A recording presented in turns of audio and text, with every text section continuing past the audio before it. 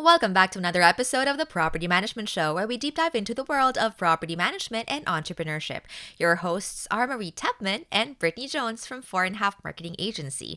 Since 2012, we have helped hundreds of property managers get more owner leads from digital marketing. Whether you need help with your website, SEO, video and blog content, social media, pay-per-click ads, online reputation, you name it, we can help.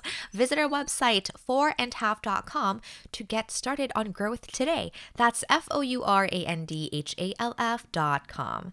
Now, in part one of our interview with Heather Nicely, we talked about the pros and cons of adding STR or short-term rentals into a primarily pre-established long-term rental management company. Now in part two, we're getting more into the current state of the STR market and how you can set yourself apart and serve your owners better. Let's go ahead and listen. Yeah, and so on this topic of this gold rush to short-term rentals, right? So there are all these people rushing to it because they want to capitalize on this big rush in travel. And in fact, and then there's this a single tweet that kind of set off alarm bells about oh, is it getting oversaturated? Yeah. I even saw kind of the trickle of that. I kept seeing articles about people who again lost money during the Super Bowl when it was supposed to be their best, Right. grossing week of their year. And Yeah. so can you speak more to what's happening? Sure, absolutely. The tweet you're referring to, I won't say the person who tweeted it, but the data that they used was, I'm not going to say skewed, but it was provided by All the Rooms and RevPal. And the data that was put out there almost induced a panic where people took that tweet. It was a chart and it was the markets that, it was just like a snapshot of the markets that were suffering and the revenue that they were no longer making. And it kind of induced a little bit of panic where people were seeing 47 to 49% drops in revenue. And a lot of people took that to mean either Airbnb or the Airbnb industry, because we're not a short-term rental industry, we're the Airbnb industry, that were collapsing. But once they really drilled into that data, what they found was that it was inaccurate data. The markets that they listed, some of them were in the top 10, but weren't in the order that they listed, and the percentages were way off. And so I think that it's important for us to know our numbers. I think it's important for us to understand which markets are saturated. We have a duty to understand which markets are saturated and be realistic with our owners that this is a good or bad idea when they come to us and they want to purchase a short-term rental. But I think that we have to be careful not to grab onto every single viral feed on Twitter and not just take that as law, because most of the markets that were showing 47 to 49%, Airbnb released data and then STR Insights released data, and it ended up being a 1 to 2% drop year over year as opposed to a 47% drop. That's a huge gap. And so I think that when we see those panic posts are set viral by people that are not in the industry. And as a professional in the industry, it's very easy for you to get more accurate data or just study your own data because you know your own market and just kind of give your owners that reassurance, just like we do in the long-term rental space, that, hey, I know you're hearing a lot of things in the news, but people are pushing an agenda and you just have to keep that in mind when you watch the news. What we need to focus on is making sure that we're increasing the revenue per door for your unit. And that's why you've entrusted this to me. I'm a professional. And so far our bookings are good. If your bookings aren't good, let's talk. We should probably tweak that. But I think that it's really important to encourage your owners to stay focused on what's happening with their property and not just catch on to every single viral tweet that comes out on Twitter. So right. I think it's worth noting. Data. Yeah. Look at your property. Exactly. Yep. Because I think, right, as you were saying, Heather, if you are active in your market, you kind of develop this kind of gut feel. And then if you see data that kind of doesn't pass the sniff test, that should tell you something. Yeah. Right. So I bet when you saw the 40% drop, and I think your market is one of the top 5 or top 3. on Number that two, chart. you Yep. must probably like, that doesn't make sense. So you're not gonna just necessarily take that as truth because it doesn't sit with what I'm seeing. Well, in all fairness, to some extent, it did resonate a little bit because we did see after the Super Bowl kind of a slow exodus back out of the industry from these one-time investors that thought they were going to pay their entire mortgage for the next 3 years in 1 week, and maybe they jumped on a get-rich-quick scheme. And, it was kind of the perfect storm because we had these low interest rates that hit and everybody became an investor and they all wanted to put their money into this space. And the Phoenix market, because of the Super Bowl and some of the things that were ideal conditions, we really did get a little bit saturated. So we were kind of waiting for that gold rush to pass. And so we could start to see some of those people exit the industry that had no business ever being in the industry. However, the numbers were inflated. There is still money to be made in the Phoenix area. If somebody asked me like, hey, where do I have the most odds and the least saturation? I wouldn't bring them to Phoenix. I would tell them to go elsewhere. But because I have a real estate brokerage in the Phoenix area, I'm also working daily with investors. And my team is out showing houses right now as we record this to investors that are trying to purchase property in the short-term rental space. And there are still deals to be made. You just have got to know your numbers and you've got to be savvy about the real estate you purchase. And then with interest rates being so high, I think that's the other piece is a lot of people jumped in this space when interest rates are low, but things have happened over the last year with, insurance doubling and tripling, and people are starting to understand, with gas prices and the cost of eggs and all these things going on in the economy, that maybe they bit off more than they could chew. And so when we see people leaving the industry, to me, I don't see this like scary mass exodus because STRs were so saturated. I just see a reflection of our economy as a whole. And so to me, I don't panic. And I work with investors every day that are making a ton of money in this space. They're sitting pretty and they're just like, good, bye, see ya, because they don't need those people in their space. And those hosts are usually the ones that are cutting corners. Those hosts are usually the ones that aren't hiring the excellent cleaners and they don't have the systems in place and they give short-term rentals a bad name. And if short-term rentals get a bad name, then people go back to staying at hotels because they don't see the value anymore. So being in the industry, you almost celebrate when you see people leaving the industry because you know it's going to make the industry stronger. You don't panic that the industry is crashing, right? Yeah, I had a thought. I just thought it was interesting that you were talking about how if you just look at what happened, like, oh, you have all these people raising their hands that they lost money during the Super Bowl weekend, and that might be a meaning that like short-term rentals is not, a lucrative industry. But what you're pointing out is like, look at the big picture. Right. There are so many more macro and micro economics going on. Yep. And you're absolutely right. It's like maybe people felt like, oh, I really want to buy an investment property before the Super Bowl so I can cash in. I can probably refinance this high interest rate when the rates go low. Yep. But then, fast forward to now, like doesn't look like that's gonna happen anytime soon. Yep. Right? And then prices for everything go up, and then you're also on the loan side, right, Heather? Yeah. Yes. Yes. Right. So it's like, lenders are getting stricter and interest rates are higher. And then on the insurance side too, like I believe some carriers have like, started kind of like tightening up the policies that they write, leaving states. Like I think like a number of policymakers have like left California even. Yep. So it's like, add all that together and there are so many reasons why someone may want to leave short-term rentals. It may not be just, how saturated it is. Right, exactly. And for me, you're right, I am a loan officer. I do loans as well in Arizona, and I have a loan team that complements my real estate brokerage. What don't you do, Heather? What don't you do? There's a lot. I don't do construction. I don't lay asphalt in the summer in Arizona. Yet. But yeah, right. I will never do that, I can confidently say. However, I will say that being on the loan side and seeing the way that investors are handling their money, there's been a mindset shift there also where for me, with my short-term rental investors, I used to see them leveraging their money differently and viewing a mortgage differently. But now that the rates are so high, I'm seeing a lot more of them put more capital into those properties than they did a couple of years ago. And for me, I'm kind of loving it. I'm kind of loving seeing just at a, backseat view how that has changed the way investors are putting their money in different places. It's kind of fun to watch.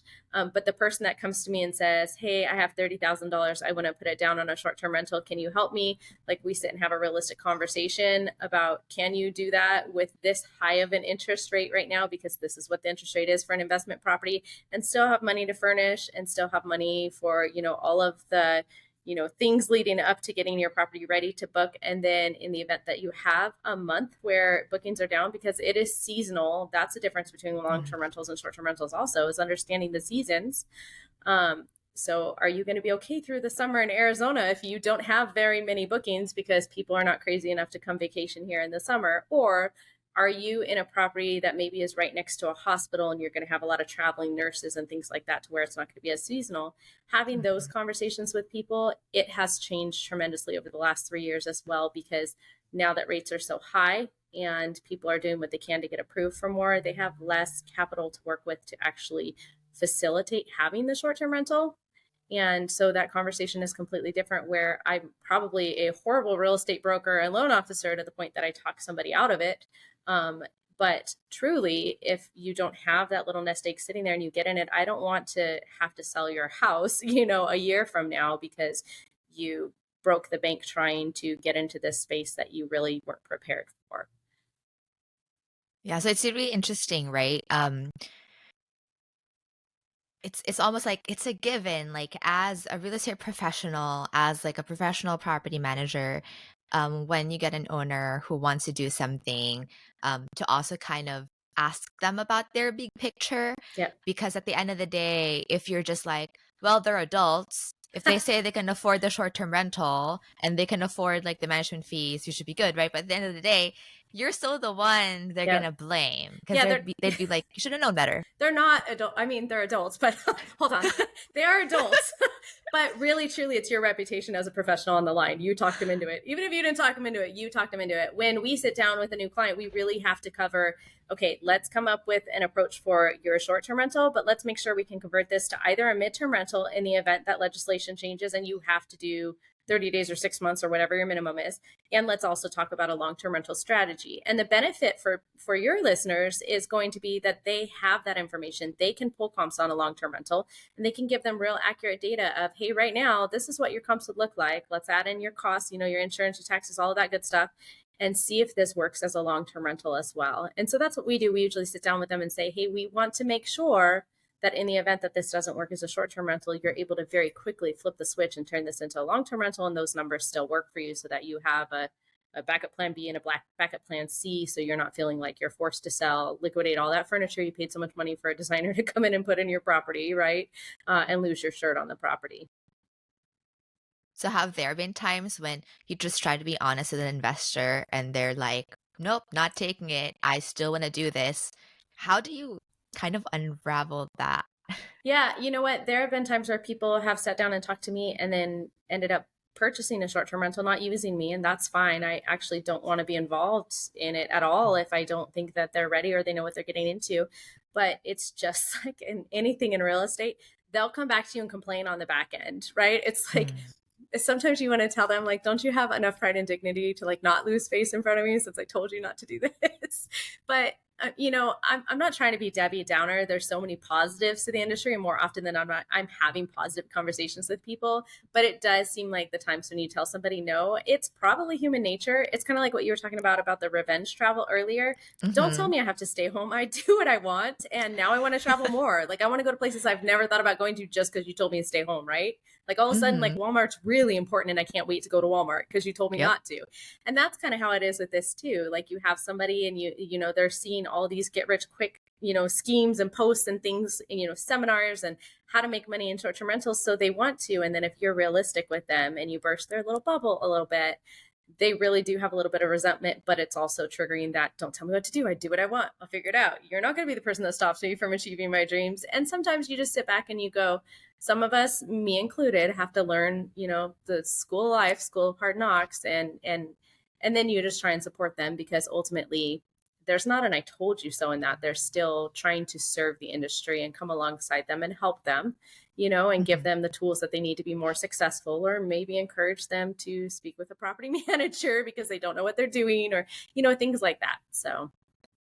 Yeah, I think to your point, you said that there's so much content out there that tell you like do this one thing, it's get rich quick, right? Hmm. And vacation rentals is one of those like apples that's so easy to dangle. Like it's so easy, like you make up everything that you've spent in like these key months, but it's never that easy.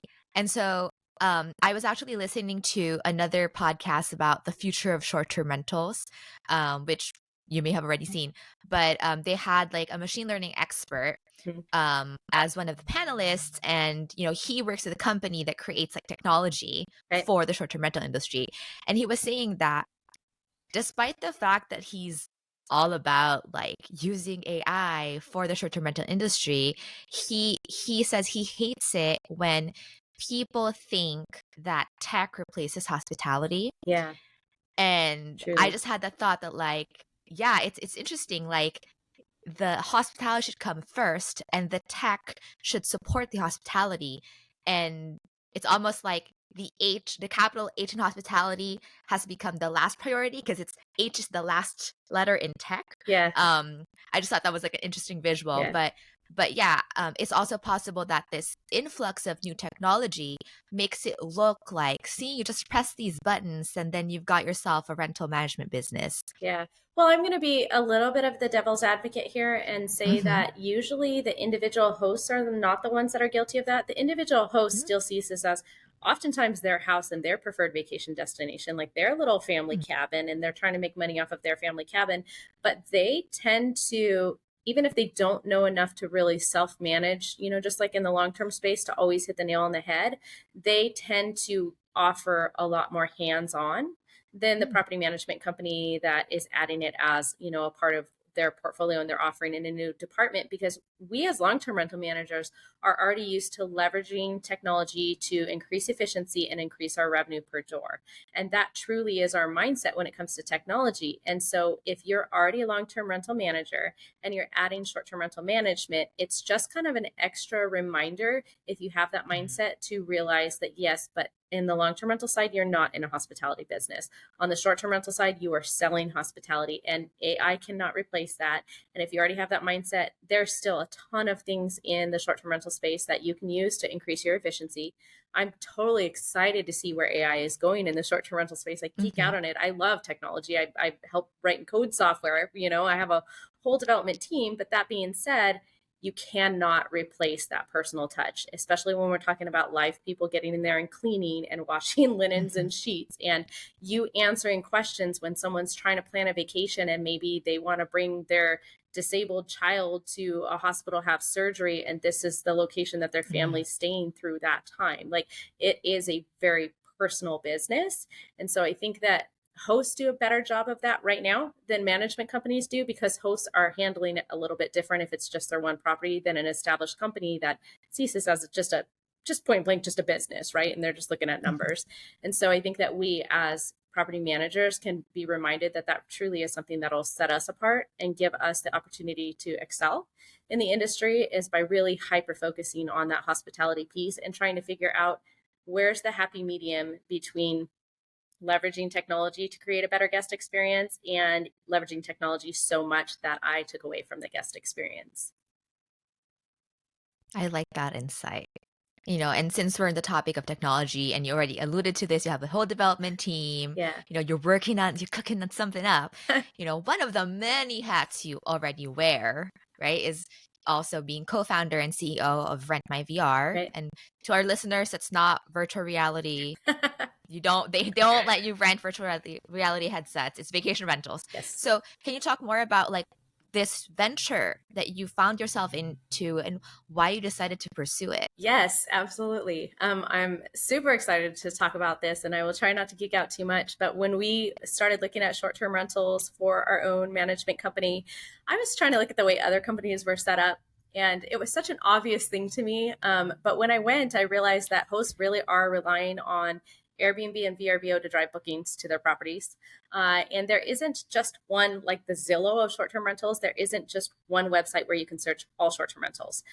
Nobody's really brought that together yet. And somebody should do that. And somebody should do that because I should do that for some reason. If it hasn't been done yet, then I can do that. That should be easy. It has not been easy. However, our thought process was we could create a search engine for short-term rentals where it didn't matter if you're listed on VRBO or Airbnb. We could teach guests that, hey, stop searching on those individual sites and instead search on our site because anybody can list on our site. And when you search on our site, you're going to see all of the links where you can book that property. So most guests don't realize that, like, hey, you can list a property on Airbnb and VRBO and do direct booking. And depending on where you find that property, it's going to impact the level of insurance coverage you have, the number of fees you have, the nightly rate you're paying. You can even compare ratings between sites. And so if you find a property and you're savvy enough, you can search that property on other platforms, go put it in Google and try and identify where else it's listed. The average guest is not going to do that. Let's be real. Maybe the engineer brain's going to do it outside I'm guilty. of that. Yeah, right. You just book it on an Airbnb, like you're on it, so book it, right? Especially before somebody else books it. But we give you a page where it has very clearly every link that you can find that property on, as well as additional sites. So maybe it was featured in a blog article, or maybe it was on a news station or something like that. We give you the YouTube video if they have it, the walkthrough. We try and just bring all of the data about that property together so that you can make a more informed decision as a guest. In addition to that, we have a management company directory if you're an owner and you're looking for a management company. We got this idea in December, and I thought it would take us 2 years to build. We got it built in less than 7 months. Literally, while I was driving around looking at Christmas lights on Christmas Eve, I was like, we need to design a logo. And I couldn't just look at the Christmas lights because I was so excited about this project. And so we got it done very quickly. We just launched. We're not even to the part where we're sending guests to the site yet because we're in the process of onboarding 10,000 listings, onboarding them from both management companies and hosts. So that's how recent we are, but we're so excited. Every single time we talk to a host, they're excited because for them, they feel like they're tied to the big three right now, the big three booking platforms in the industry. If that booking platform creates legislation they don't like, or new policies that they don't like, or charges fees they don't like, they're terrified to get off of that platform, because that is the platform that's driving all their traffic. And there's no reason why an industry should be monopolized to that extent where you're locked into a booking platform. But the reason really is because nobody's come along to do what we're doing. So we are trying to kind of make that impact in the industry. It's a tall order. We're not completely immune to how difficult that will be to try and retrain guests to stop going to some of those well-known names. And instead, here's a platform where you can search all short-term rentals. And in order to do that, we have to have all short-term rentals on our platform. So it's a huge undertaking, but we're excited. And every day that we meet with hosts, we get amazing feedback. And then we get feedback from our guests too, of what they don't like about some of those platforms that we can actually build in since we're building from the ground up. So we've been very excited about it. Yeah. And I actually was speaking to someone who had been in the long-term rental management business in Florida for the longest time. And they only earlier this year started doing short-term rentals. So they have a separate company for it and everything. And then I remember her ranting about how, she kind of purchased two, just kind of managing for two separate portfolios that are in two different systems. It's not even just the booking sites, it's just the back end management systems, and how it's already tied to the reputation and everything. And she was like, it's a nightmare to have to log into both and have my people figure out both. But I'm like, just leave, just transfer them. Just it's not as easy. It's tied to the reputation, and we have super host status, whatever. And I'm just like, that is insane. And is that something that Rent My VR potentially could kind of make better? So that's not actually the direction that we're headed, in that we will, I can't say never, but we do not have plans on the horizon to become a booking platform. We want to be more focused on the marketing, driving traffic side of the business and less on the bookings themselves. What we want to do is create a mechanism to drive traffic to wherever your booking platform is. so that the host has more options, so that when you say it's not as easy to just leave, we can make it easier for you to leave as far as not feeling like you're going to lose all your traffic. But we do have plans to change some of the way that reviews work. Right now, we're a little sore on this. Like if you get bad reviews on certain platforms that shall remain nameless, they just deactivate your listing. So if you're a really crappy host with a really crappy property, you just set up a new listing, and then people aren't aware that there were negative reviews on your old listing because it got deactivated. And I kind of feel like that's hiding a problem. If there's bad reviews on a property, I want to know it. Like, I want to know that the last guy said there were 672 cockroaches and 12 bed bugs. Like, I would like to see that and have that full disclosure. And so deactivating a property, but not making sure that it doesn't end up right back on the platform, to me is an issue. So we've looked at it, and we've come up with an endorsement plan where people can endorse a property for specific things like the communication management and the cleanliness. And so people aren't just looking at this simplified, how is the parking, how is the noise, things like that. People really want to know why somebody reviewed something so negative. And so to just look at a 4.7 stars, unless you have the time to really drill into it, it's a little bit misleading sometimes. There is a difference of opinion. If you like your mattress hard or soft, or I like my pillows hard or soft, I might review a property for something that to you would be a benefit, right? And so we really want to change that on our site when it comes to reviews. And there's just a few things, but we're so new in this that we are so open to feedback that right now we're in the phase where we're just like a little sponge, just trying to absorb all of these pain points and figure out which ones are the ones that we're going to attack. And right now we're very focused on the traffic piece. But once we have the users on our platform, then the sky's the limit. We can have those conversations. We're already partnering with a bunch of smaller booking platforms. We have a preferred partner called Lodge Lovers that just has this idea that's all, hey, book by travel. If you love to kayak, just come put in that you love to kayak and we'll show you some cool places you can kayak, right? And they're one of our partners and we absolutely love them, and we're doing integrations with them. And so as we see what else is in the industry, if we can accomplish what we're trying to accomplish and we can drive users to our site first, we're able to give some of those smaller booking platforms some traction that they wouldn't otherwise have. And we're more excited about that right now, I think, than anything. Yeah. And, I really love what you guys are trying to do here, because being in marketing, Brittany, you can speak to this. Like, you could be the best property management company, but if you're not showing up online when people search, you're not going to get, the business. And so, what you're saying is like other platforms that shall remain nameless kind of have these systems in place that can kind of hide problems, right? Yeah. Based on how they are. But what you're trying to do is just like make information more open and give everyone a chance to be found regardless of where they're listing their property, which I think is super awesome. And what you just said in a nutshell is the problem with direct booking websites. A lot of these hosts have created a direct booking website and they're like, okay, now what? Just like what you said, like they're never going to compete with who's number one on Google.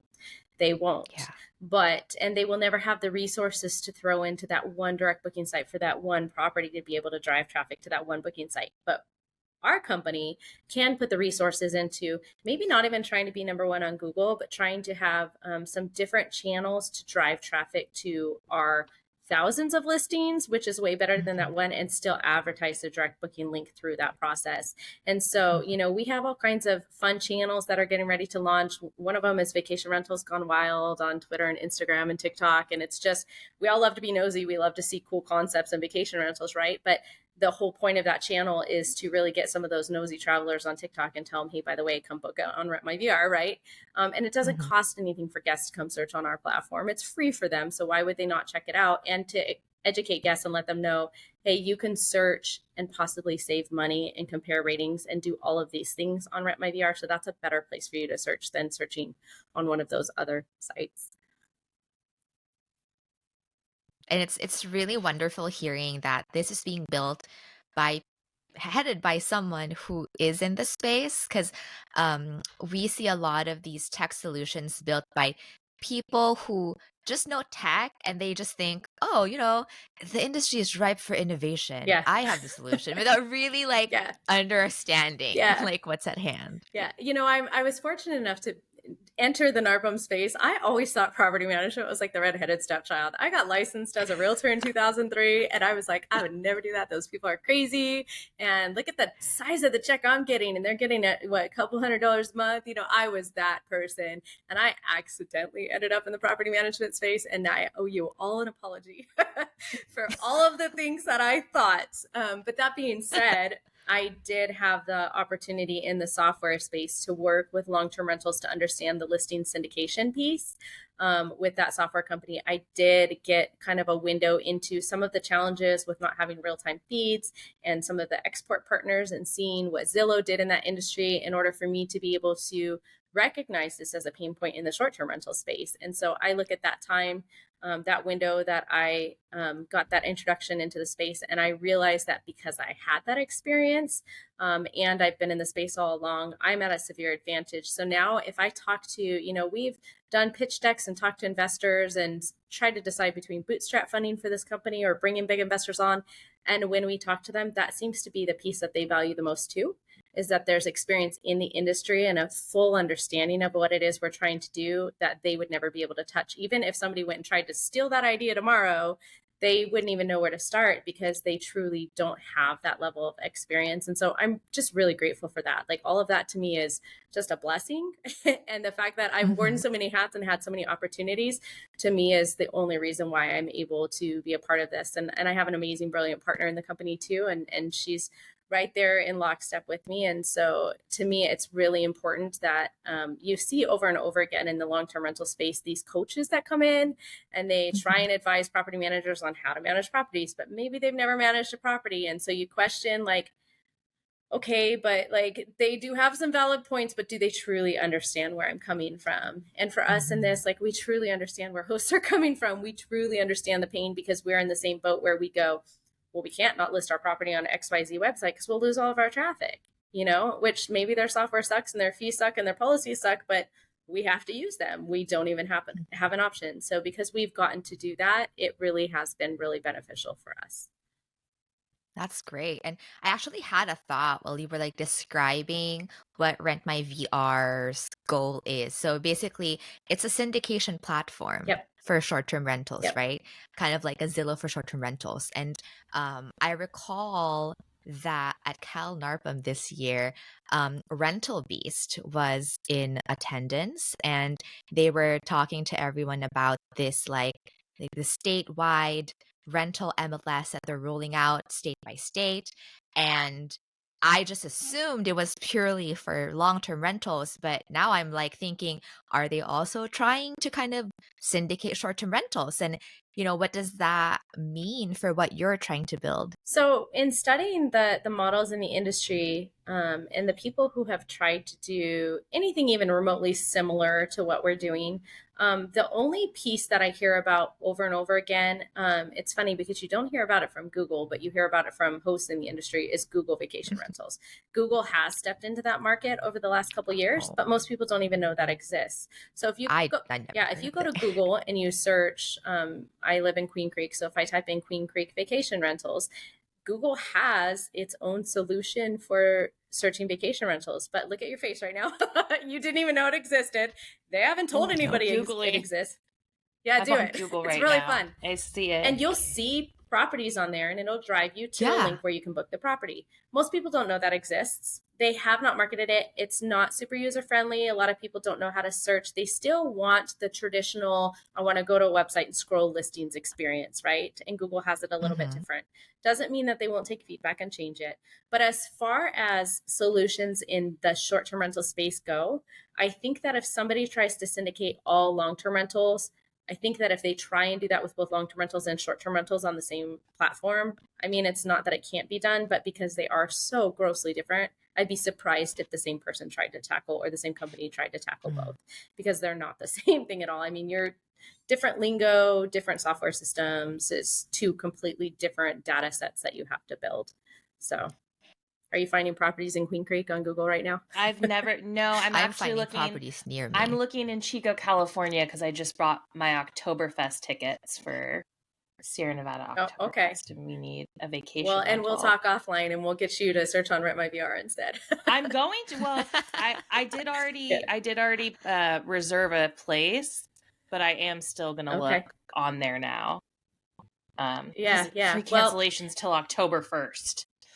Yeah, we are onboarding. I mean, it's been hard for me to like introduce people to the platform already because, as we get a couple hundred listings a week, we're starting to have more and more to search. And so I tell everybody, hey, within the next couple weeks, like we'll have another 10,000 properties on there. And that makes it a little more fun to search because like my mom got on there before we were even launched. And she's like, there's only one property where I'm going. And I'm like, okay, we're not launched yet, Mom. You're going to have to wait. But I love that you're my cheerleader. That's awesome.